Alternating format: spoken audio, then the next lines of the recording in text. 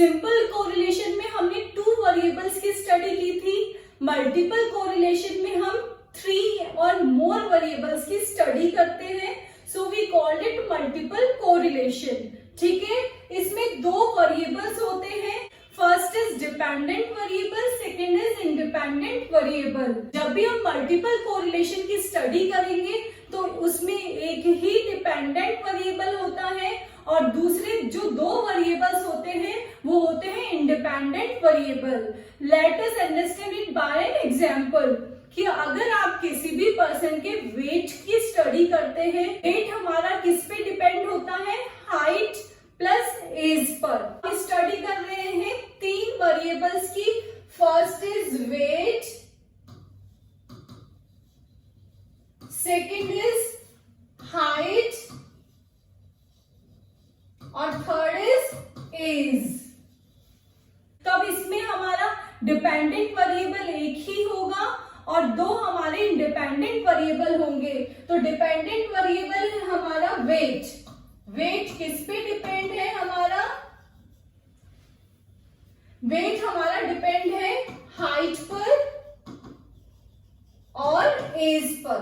ये चीज बहुत इंपॉर्टेंट है समझने के लिए कि कौन सा डिपेंडेंट वेरिएबल है, कौन सा इंडिपेंडेंट वेरिएबल है। नेम दे देंगे हम x1 और ये है हमारा x2 और ये है हमारा x3।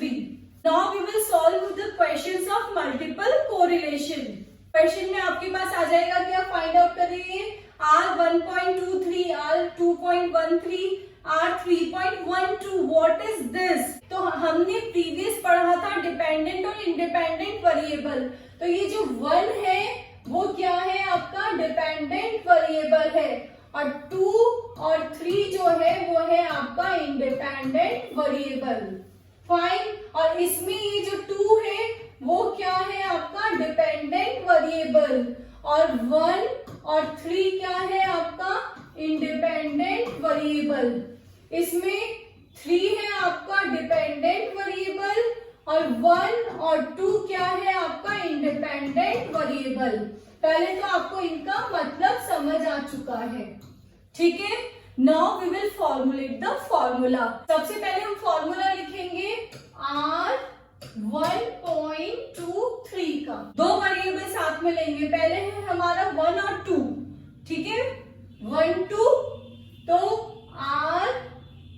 R12 का स्क्वायर प्लस 1 के साथ में 2 तो ले चुके हैं, अब क्या बचा 1 और 3। पहले तो 1 2 ले लिया इसका और एक कॉम्बिनेशन है 1 3 का, तो ले लिया R13 का स्क्वायर माइनस 2।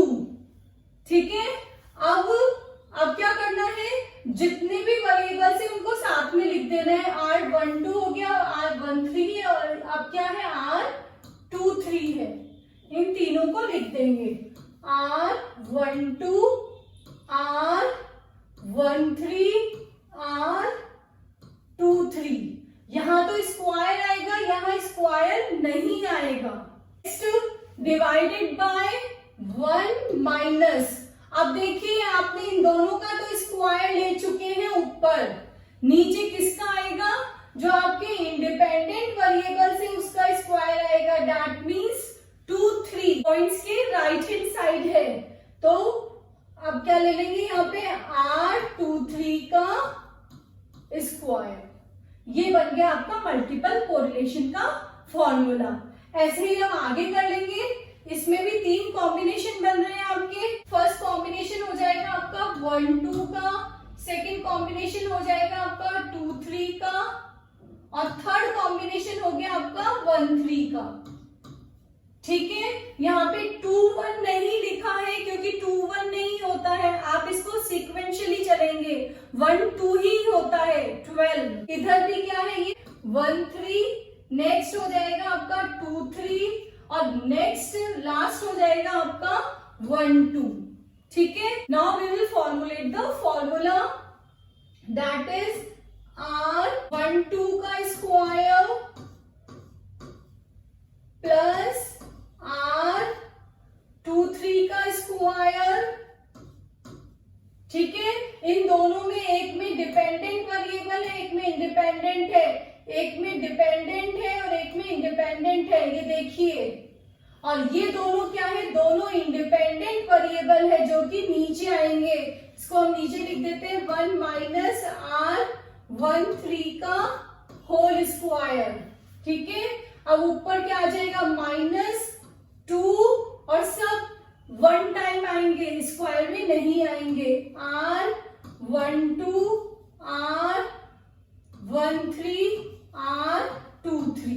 नेक्स्ट अब इसका बनाएंगे, इसमें भी ये जो फर्स्ट कॉम्बिनेशन है इसमें ये तो डिपेंडेंट है, ये इंडिपेंडेंट है, इसमें भी ये डिपेंडेंट है, ये इंडिपेंडेंट है, और नीचे वाले में दोनों वेरिएबल्स आपके क्या आएंगे, इंडिपेंडेंट आएंगे।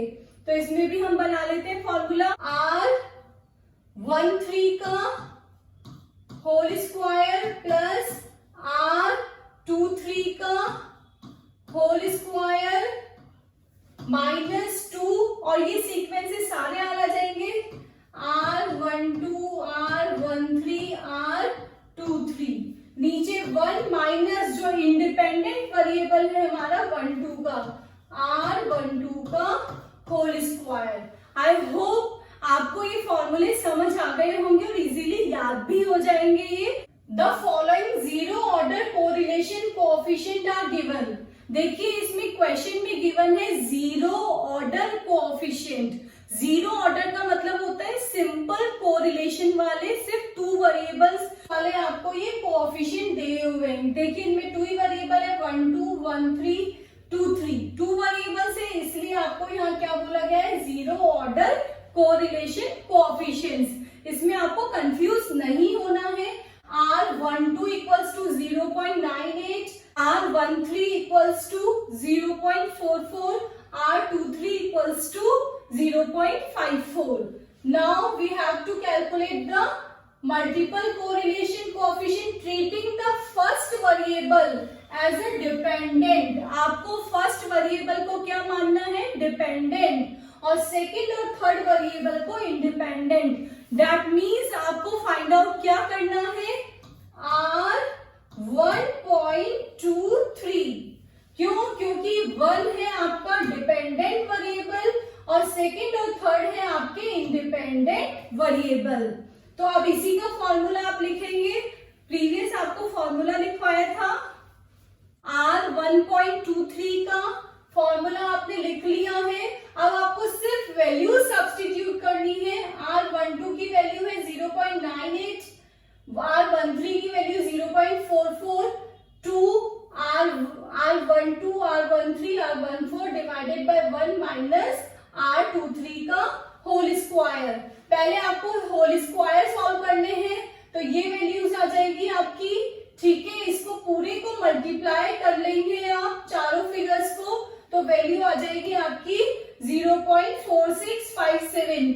इसको भी इसका स्क्वायर सॉल्व करने के बाद में 1 माइनस जो इसका स्क्वायर आएगा वो करेंगे, तो वैल्यू आ जाएगी आपकी 0.7084, ठीक है। इसको डिवाइड कर दीजिए तो अपना आंसर आएगा 0.9716। इसका स्क्वायर रूट फाइंड आउट करेंगे तो वैल्यू आ जाएगी आपकी 0.986, दैट मीन्स 0.99। अब ये देखिए 1 के कितने पास में है, तो पहले तो ये कौन सा कोरिलेशन है, पॉजिटिव कोरिलेशन है, और परफेक्ट कोरिलेशन भी बोल सकते हैं आप इसको, क्योंकि 1 के बहुत नियर है, और या very very high degree correlation भी बोल सकते हैं। नेक्स्ट क्वेश्चन, मल्टीपल कोरिलेशन का क्या आ सकता है, x1 x2 x3 are 3 variates measured from their means with sigma x1 का square equals to 90, sigma x2 का square equals to 160, sigma x3 का square equals to 40, sigma x1 x2 equals to 60, sigma x2 x3 equals to 60, sigma x3 x1 equals to 40। अब हमें calculate करना है multiple correlation, जिसमें R1.23। अब इसमें आप R12 R13 R23 गिवन नहीं है। अब आपको सबसे पहले तो R12 R13 और R23 कैलकुलेट करना है। R मीन्स क्या है, कोरिलेशन। हम इसको call Pearson's coefficient of correlation से फाइंड आउट करेंगे, जिसमें हमारा क्या था, sigma x1 multiply by sigma x2 divided by whole square sigma x का स्क्वायर 1 का सिग्मा x2 का स्क्वायर। हम इस फॉर्मूले से कैलकुलेट करेंगे इसको। एक्चुअल मीन मेथड है, ठीक है। यहाँ पे आपको दिया हुआ है मीन वेरिएंस, दैट मीन्स ये जो सब निकाले गए हैं x, वो मीन से ही निकाले गए, x माइनस एक्स बार करके निकाले गए हैं। तो हम इससे पहले इस फॉर्मूले से सारी वैल्यूज कैलकुलेट करेंगे, देन मल्टीपल कोरिलेशन। ये देखिए यहाँ पे हमने R12 के लिए फॉर्मूला लगा दिया।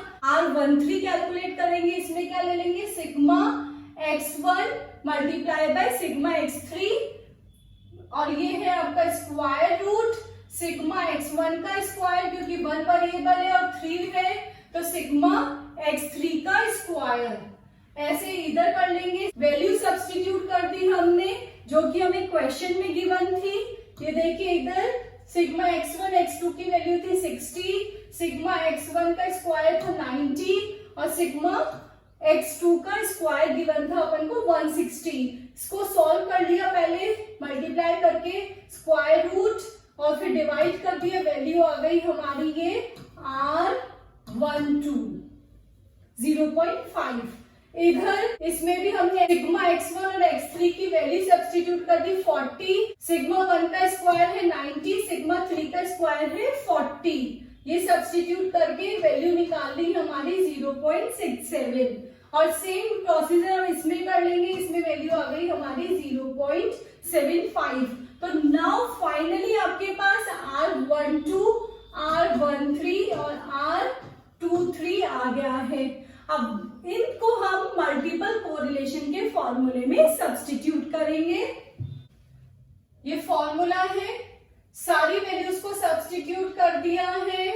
R12 का स्क्वायर 0.5, ये R13 0.67 और इंडिविजुअल 0.5, 0.67, 0.75, इधर 1.75।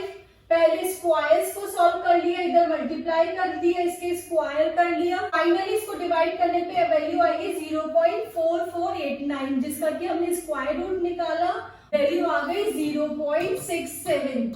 This is our multiple correlation R1.23। ठीक है, ये हमारा पॉजिटिव है, मॉडरेट है क्योंकि ये 0.75 से नीचे है इसलिए। आई होप आपको मल्टीपल कोरिलेशन के ये कंसेप्ट और क्वेश्चन समझ आया होगा। If you have any doubt you can comment me. एक असाइनमेंट क्वेश्चन का भी वीडियो दे रही हूँ, आप वो वीडियो भी वॉच करके असाइनमेंट क्वेश्चन सॉल्व करें। कोरिलेशन पढ़ने से पहले हमें कुछ टर्म्स को समझ लेना चाहिए, that is zero order coefficients, first order coefficients and second order coefficients. Simple correlation में हम स्टडी करते हैं टू वेरिएबल्स की। इसमें एक वेरिएबल होता है हमारा डिपेंडेंट और दूसरा वेरिएबल होता है हमारा इंडिपेंडेंट। ठीक है, तो zero order coefficients correlation between two variables only, R12, R13 और R23। इससे इसको हम डिनोट करते हैं। No variables are held constant, कोई भी वेरिएबल इसमें कांस्टेंट नहीं होता है। लाइक R12 में एक तो है आपका डिपेंडेंट वेरिएबल और एक है independent variable, that is your simple correlation.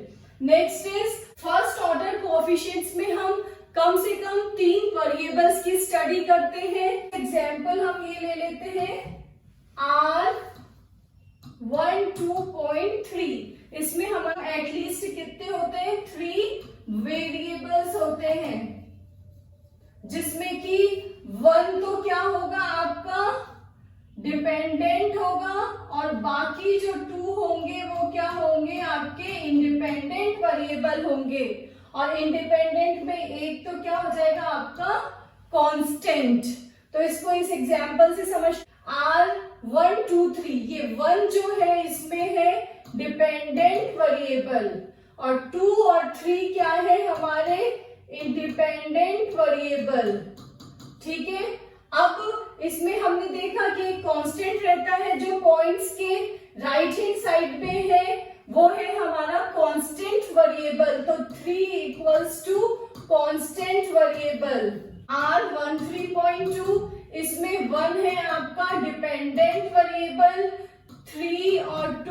आपके इंडिपेंडेंट वेरिएबल और कांस्टेंट वेरिएबल है हमारा ये 2 पॉइंट्स के राइट हैंड साइड वाला।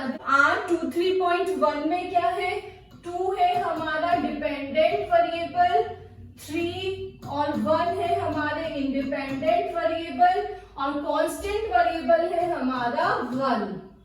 ठीक है, ये समझाना इसलिए जरूरी था कि जो फर्स्ट ऑर्डर कोएफिशिएंट की स्टडी आप करेंगे पार्शियल कोरिलेशन में, अगर आपके वेरिएबल्स मोर देन 3 है, लाइक 4 है, तो उसमें कैसे कैलकुलेट करेंगे सेकेंड ऑर्डर कोएफिशिएंट, जिसमें कि 2 वेरिएबल्स आर हेल्ड कांस्टेंट और उसमें क्या होंगे आपके 2 वेरिएबल्स कांस्टेंट होंगे।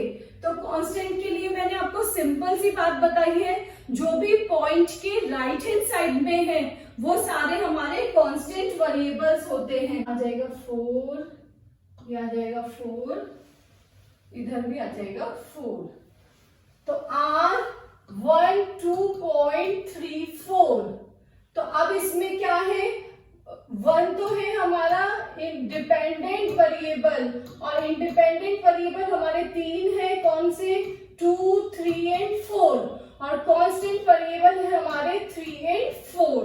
तो इस टाइप से ये स्टडी भी हम पार्शियल कोरिलेशन में करते हैं। फॉर्मूलाज ऑफ पार्शियल कोरिलेशन, इसको रिप्रेजेंट करते हैं हम स्मॉल r से।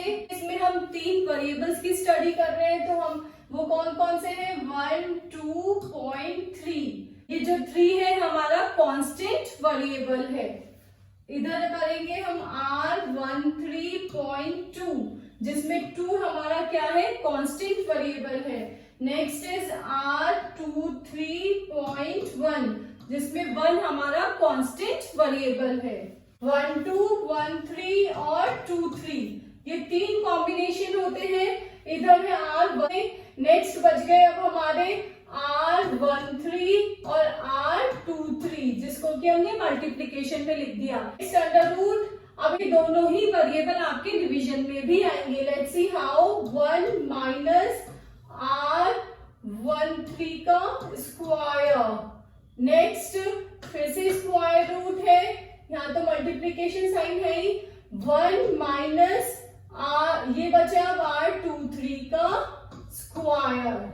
ऐसे ही हम नेक्स्ट फॉर्मूले में बनाते हैं। स्टार्टिंग करनी होगी हमें इन दोनों से, R13 माइनस अब बचे कौन से, 1, 2 और 2, 3, तो R12 और R23। ठीक है, फाइनली अब स्क्वायर रूट आएगा आपके दोनों जगह, इन दोनों का। 1 माइनस अब ये वाला वेरिएबल आ जाएगा आपका R12 का स्क्वायर, 1 माइनस अब ये वाला आ जाएगा आपका R23 का स्क्वायर। नेक्स्ट ऐसे ये वाला फॉर्मूला होगा, R23 minus R12 multiply by R13, फिर है स्क्वायर रूट दोनों जगह। अब यही दोनों वेरिएबल नीचे आ जाएंगे, 1 माइनस R12 का स्क्वायर, 1 माइनस R13 का square. This is the formula of partial correlation. Now we will solve the question. इस वीडियो में हम कर रहे हैं डायरेक्ट क्वेश्चन सॉल्व, जिसमें कि आपको डायरेक्ट R12 की, R13 की और R23 की वैल्यूज गिवन है। ठीक है, मेरा एक वीडियो भी है जिसमें कि आपको x और y और z वेरिएबल्स गिवन होंगे। इनिशियली सबसे पहले आप कैलकुलेट करेंगे सिंपल कोरिलेशन, इसमें कैलकुलेट करना है आपको R12, R13 और R23। ठीक है, इसके बाद में आप करेंगे partial correlation and multiple correlation, R12.3, R1.23.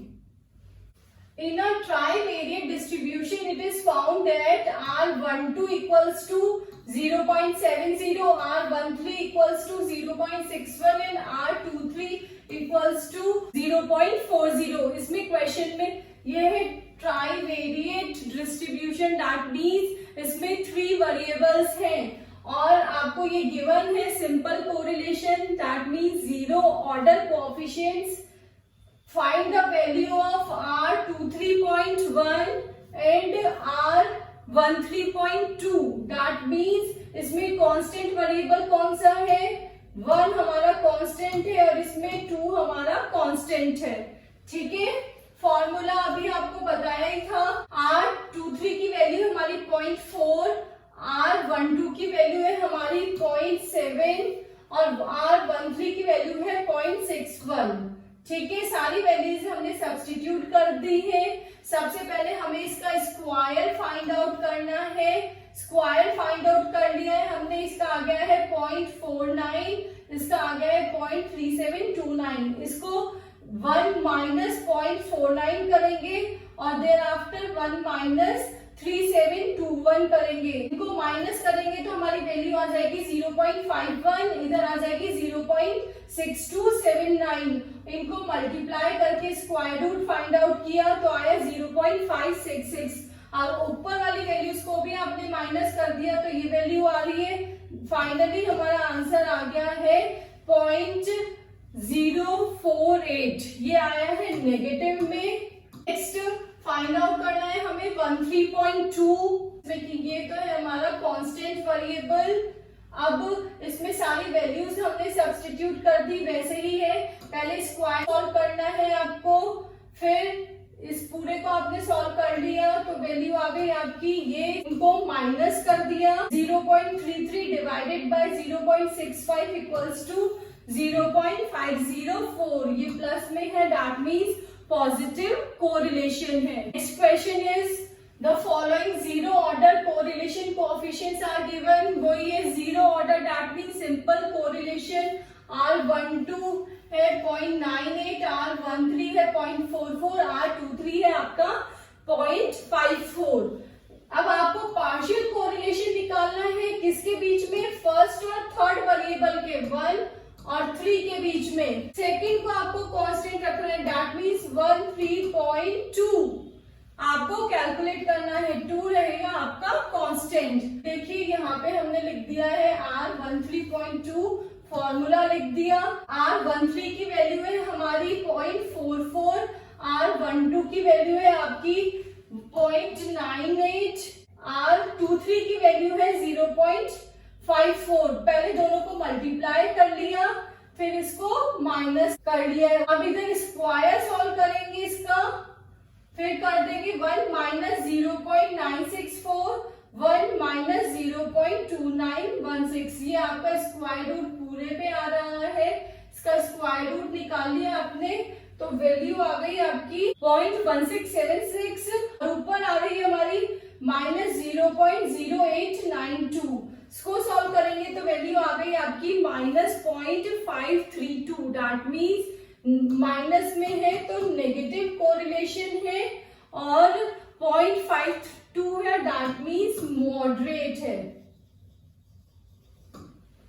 I hope आपको पार्शियल कोरिलेशन समझ आया होगा। इसी से रिलेटेड कुछ प्रैक्टिस क्वेश्चंस है, you have to do that questions also.